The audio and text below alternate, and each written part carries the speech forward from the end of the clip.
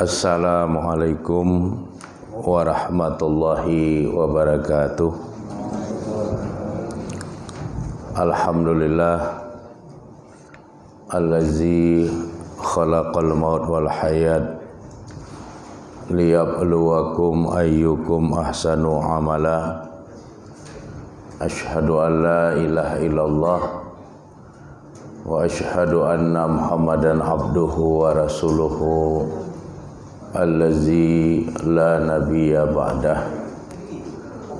Allahumma sholli ala Muhammad wa ala alihi wa ashabihi ajma'in. Radina billahi rabba wa bil islami dina wa bi Muhammadin nabiyya wa rasula. Amma ba, yang saya hormati bapak-bapak dan ibu-ibu jamaah pengajian subuh rahimakumullah. Puji dan syukur kita sampaikan kehadirat Allah Subhanahu wa taala yang telah memberikan nikmat iman dan nikmat Islam kepada kita semua.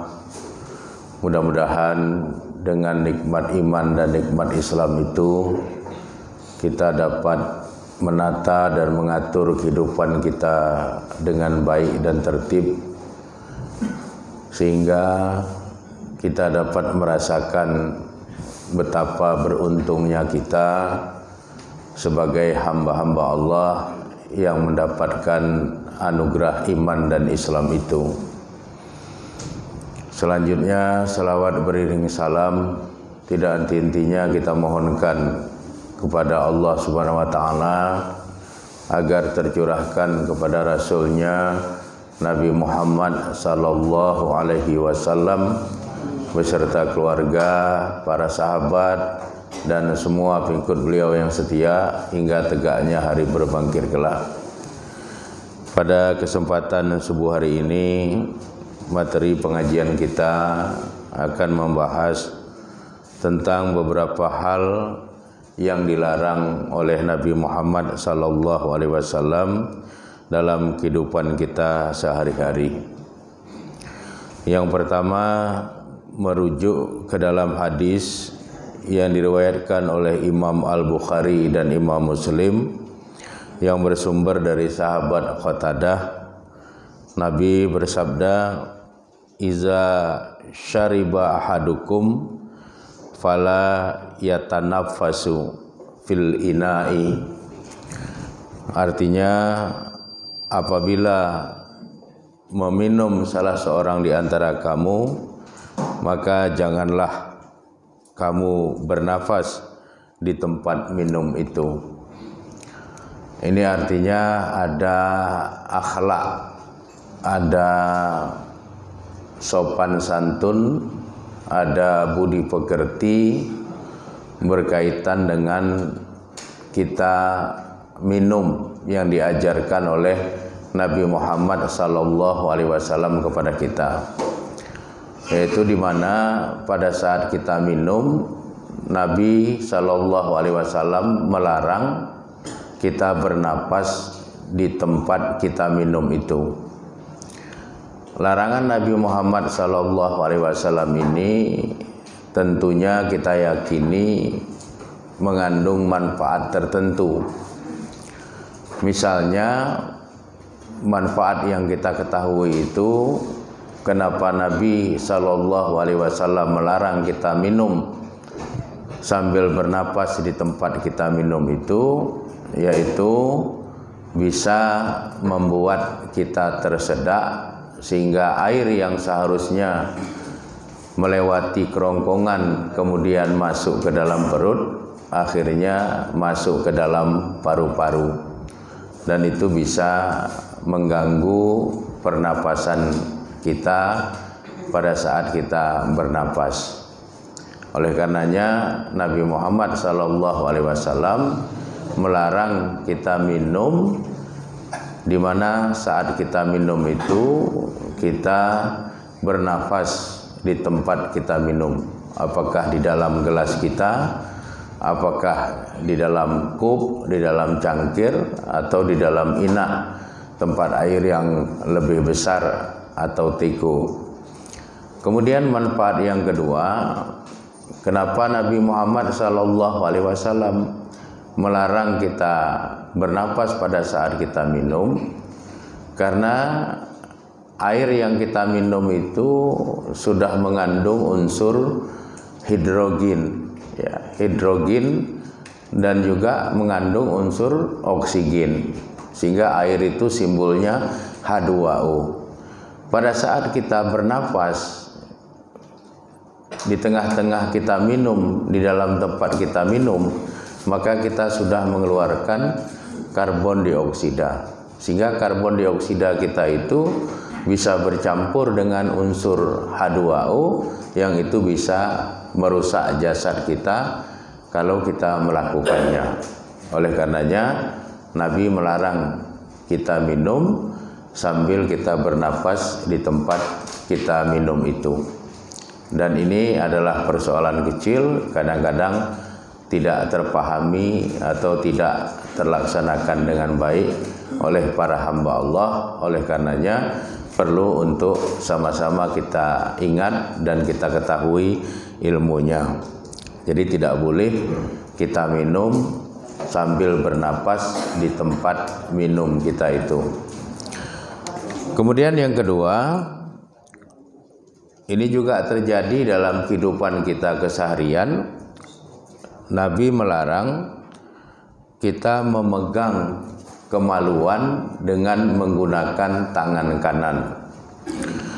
Wa iza atal khala, apabila mendatangi al khala, ya, al khala itu kamar kecil, toilet, bisa al hamam, bisa kamar mandi, bisa al mirhad, bisa WC.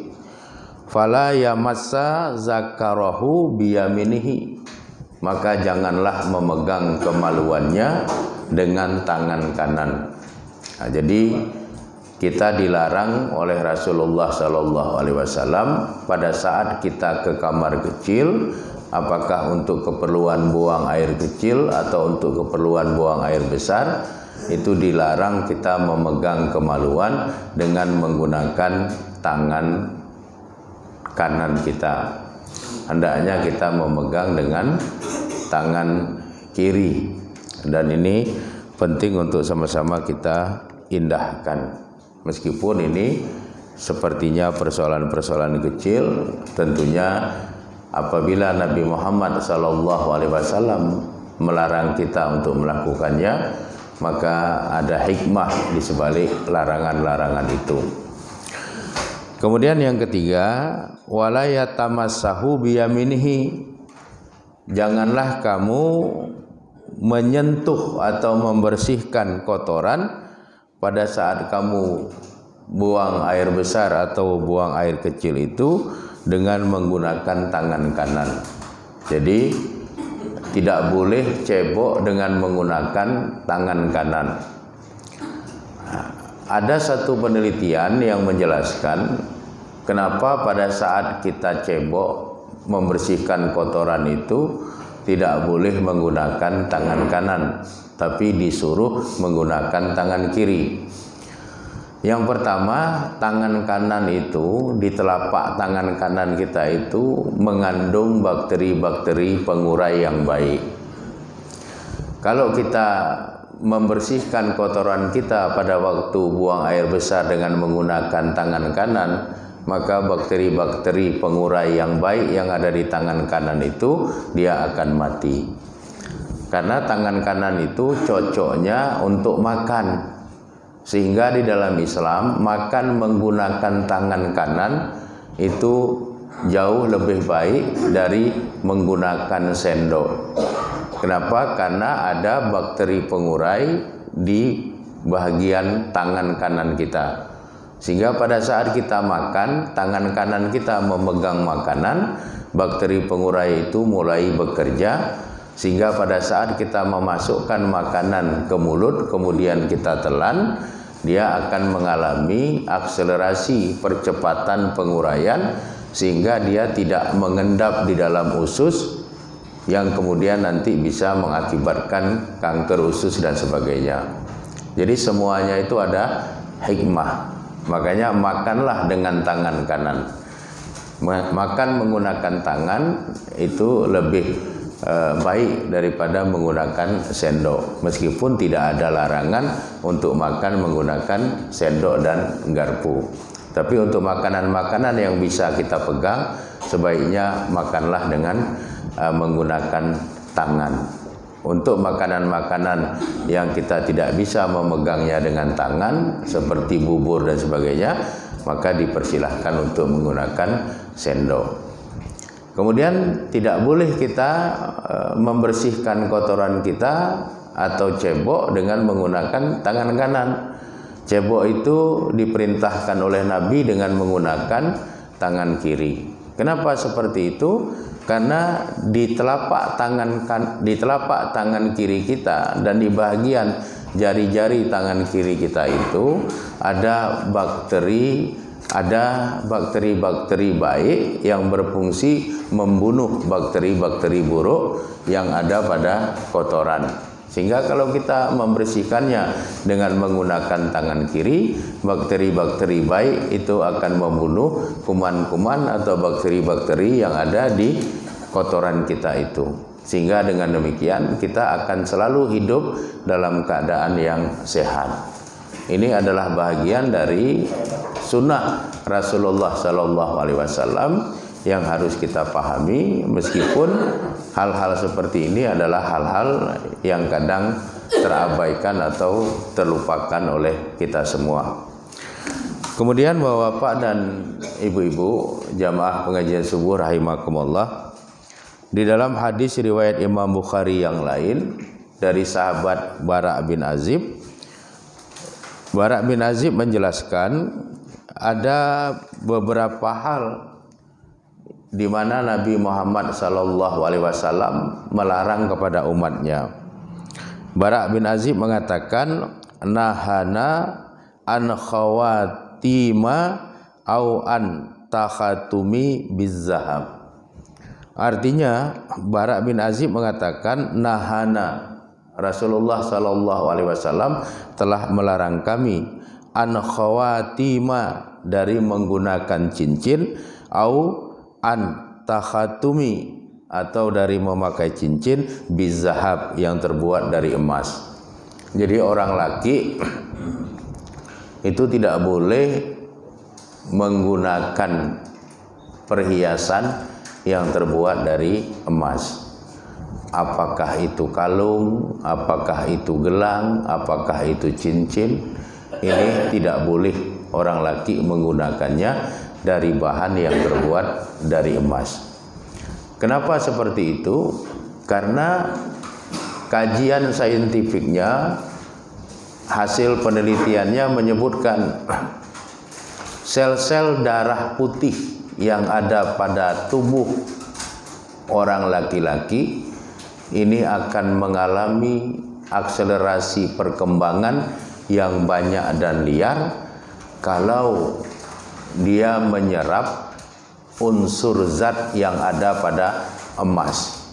Jadi kalau orang laki-laki pakai emas, unsur emas yang dia pakai itu akan terserap melalui pori-pori yang ada pada kulitnya, dan itu mengakselerasi, ya, mempercepat tumbuhnya sel-sel darah putih yang akhirnya liar, kemudian memangsa sel-sel darah merahnya.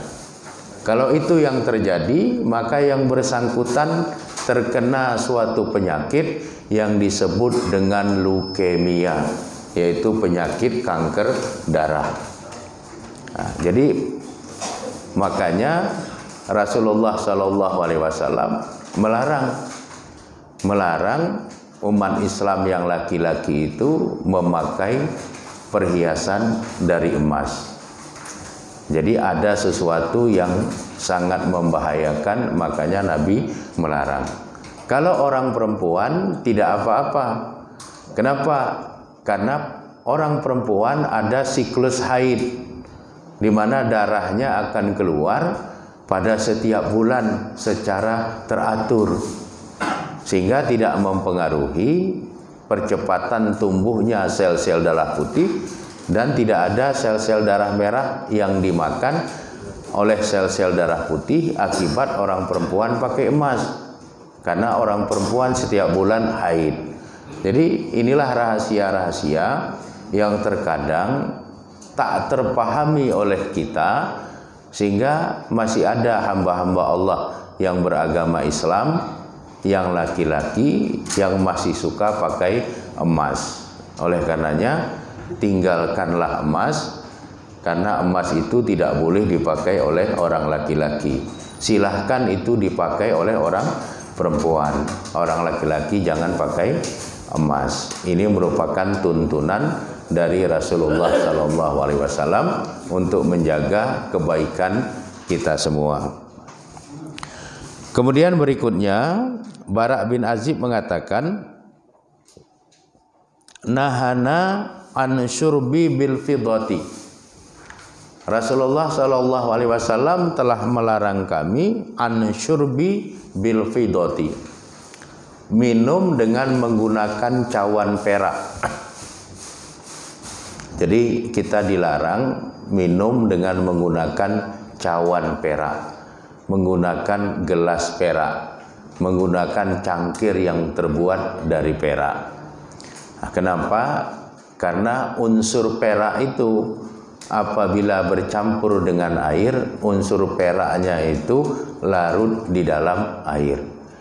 Air yang kita minum itu mengandung unsur-unsur partikel perak, yang kalau itu sering kita lakukan, maka terjadilah penumpukan unsur perak di dalam darah kita, dan itu bisa mengganggu kesehatan jasad kita. Dan ini harus kita pahami. Di samping itu, penggunaan cawan perak ini juga mencerminkan kehidupan yang glamaur, kehidupan yang mewah, yang biasa dipraktekkan oleh para raja-raja, oleh kaisar-kaisar, oleh imperium-imperium sebelum Islam datang. Oleh karenanya Nabi Muhammad SAW melarang kita minum dengan menggunakan cawan perak, dan ini harus kita perhatikan. Kalau untuk perhiasan dibolehkan, yang tidak boleh digunakan untuk alat minum, ya. Kalau digunakan untuk hiasan, misalnya kotak tempat tisu, itu tidak apa-apa. Atau tempat lilin, digunakan dari perak. Kalau mati lampu, lilin diletakkan di situ, itu tidak apa-apa. Yang dilarang itu adalah minum dengan menggunakan gelas, cangkir, atau cawan yang dibuat dari perak. Kemudian yang berikutnya, Nabi Muhammad SAW dalam hadis yang diriwayatkan oleh Imam Bukhari ini dari sahabat Bara' bin Azib, Nabi menjelaskan nahana anil mayasir, nahana anil mayasir.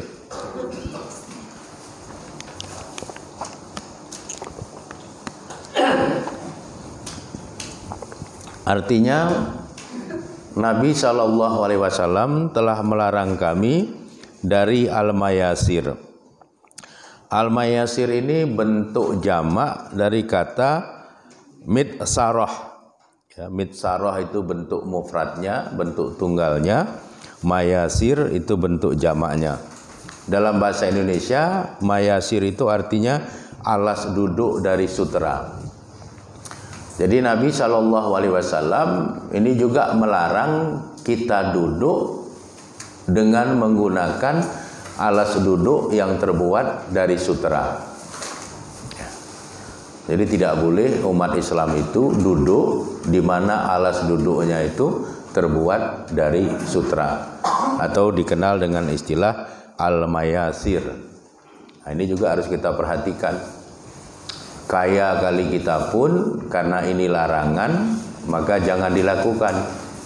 Sanggup pun kita beli 10 buah, jangan dibeli. Karena apa? Karena ada larangan dari Nabi Muhammad SAW untuk kita duduk di atas kain sutra. Sutra yang digunakan untuk tempat duduk. Kemudian yang berikutnya, yang ketujuh, nahana anil qasiyyi. Nabi melarang kami dari al-qasiyyi. Al-qasiyyi ini adalah lapisan sutra tipis yang di masa lampau itu dibuat di desa Kos. Desa Kos ini satu desa yang sekarang menjadi bagian dari negeri Mesir.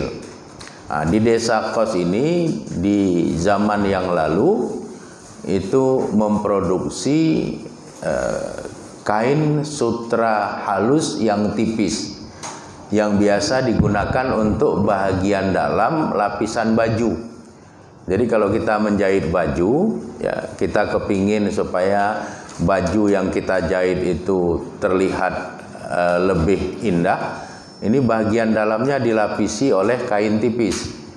Kain tipis di zaman yang masa lampau itu biasanya dibuat dari kain sutra tipis sebagai pelapis bagian dalam baju. Nah, banyak orang-orang yang punya kemurahan rezeki pakai baju yang seperti itu.